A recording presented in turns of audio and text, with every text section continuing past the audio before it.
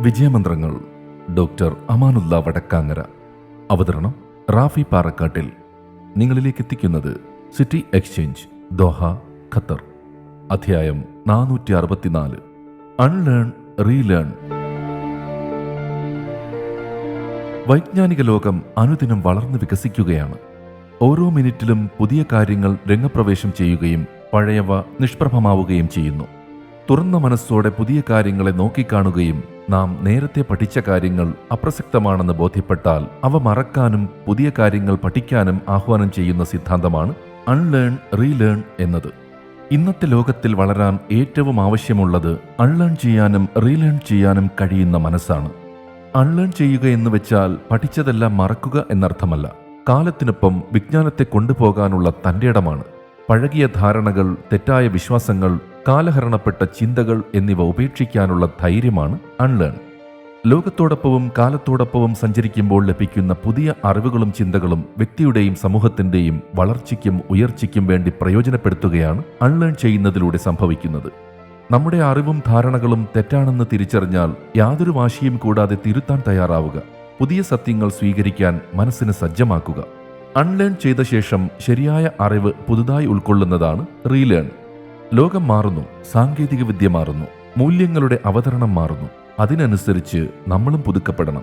പുതിയ കഴിവുകൾ നേടുക, സമകാലിക അറിവ് കൈവരിക്കുക, ജീവിതത്തെ പുതുവൈഭവത്തോടെ കാണുക. മാറുന്ന ലോകത്ത് മാറാതെ നിൽക്കുകയല്ല, കാലത്തിന്റെ ചുവരെഴുത്തുകൾ ക്രിയാത്മകമായി വായിക്കുവാൻ തയ്യാറാവുകയാണ് വേണ്ടത്. ഇവിടെ അൺലേൺ ചെയ്യാൻ മടിക്കുന്നവർ പുരോഗതിയിൽ പിന്നിലാകും.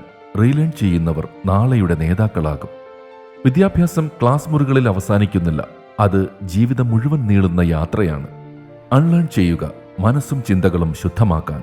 റീലേൺ ചെയ്യുക, മനസ്സും പ്രവൃത്തികളും സമ്പന്നമാക്കാൻ. പഠിക്കുക, വിട്ടുമാറുക, വീണ്ടും പഠിക്കുക എന്നിവയാണ് ജീവിത വിജയത്തിന്റെ രഹസ്യം. ഇതോട് ചേർത്ത് വായിക്കാവുന്ന ഒരാശയമാണ് മൗണ്ട് സ്റ്റുപ്പിഡ് എന്നത് എന്ന് തോന്നുന്നു. ജീവിതത്തിൽ പലപ്പോഴും നമുക്ക് ഒരു വിഷയത്തിൽ ചെറിയൊരു അറിവ് ലഭിക്കുമ്പോൾ തന്നെ എനിക്ക് എല്ലാം അറിയാം എന്ന ആത്മവിശ്വാസം വരാറുണ്ട്. അതാണ് മൗണ്ട് സ്റ്റുപ്പിഡ് എന്ന് പറയുന്നത്. അറിവ് കുറവായിരിക്കുമ്പോഴും ആത്മവിശ്വാസം ഏറ്റവും ഉയരത്തിൽ നിൽക്കുന്ന അവസ്ഥ.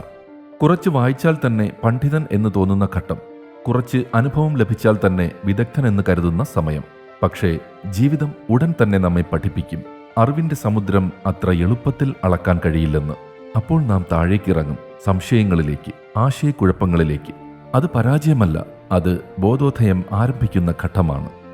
യഥാർത്ഥ ഉയരം നേടുന്നത് അറിവ് കൂടുമ്പോഴല്ല, വിനയം കൂടുമ്പോഴാണ്. അറിയാതിരിക്കുന്നതോ കുറച്ചു മാത്രം അറിയുന്നതോ അപകടകരമല്ല, പക്ഷേ എല്ലാം അറിയാമെന്ന ധാരണ അപകടകരമാണ്. ചോദിക്കാനും പഠിക്കാനും തിരുത്താനും തയ്യാറാകുമ്പോഴാണ് നാം ശരിക്കും വളരുന്നത്. അറിവിന്റെ പർവ്വതത്തിൽ കയറുന്നവർ രണ്ടു തരം ആളുകളാണ്. ഒരാൾ മുകളിലെത്തി നിൽക്കുന്നു എന്ന് കരുതുന്നവൻ, മറ്റൊരാൾ കയറിക്കൊണ്ടിരിക്കുകയാണ് എന്ന് മനസ്സിലാക്കുന്നവൻ. യഥാർത്ഥ വിജയി രണ്ടാമനാണ്. അറിവ് വളരുമ്പോൾ അഹങ്കാരം കുറയണം. വിനയം ഉയരുമ്പോൾ മാത്രമേ യഥാർത്ഥ ഉയരം ലഭിക്കൂ. വിജയമന്ത്രങ്ങൾ സംബന്ധിച്ച നിങ്ങളുടെ വിലയേറിയ അഭിപ്രായങ്ങളും നിർദ്ദേശങ്ങളും 0097455526275 എന്ന വാട്സപ്പ് നമ്പറിലോ ceomedia+@gmail.com എന്ന ഇമെയിൽ വിലാസത്തിലോ അറിയിച്ചാൽ സന്തോഷമാകും. ഏവർക്കും ശാന്തിയും സമാധാനവും വിജയാശംസകളും നേർന്നുകൊണ്ട് ഞാൻ റാഫി പാറക്കാട്ടിൽ താൽക്കാലികമായി വിടവാങ്ങുന്നു. പുതിയൊരു എപ്പിസോഡുമായി അടുത്ത ദിവസം കേട്ടുമുട്ടാം.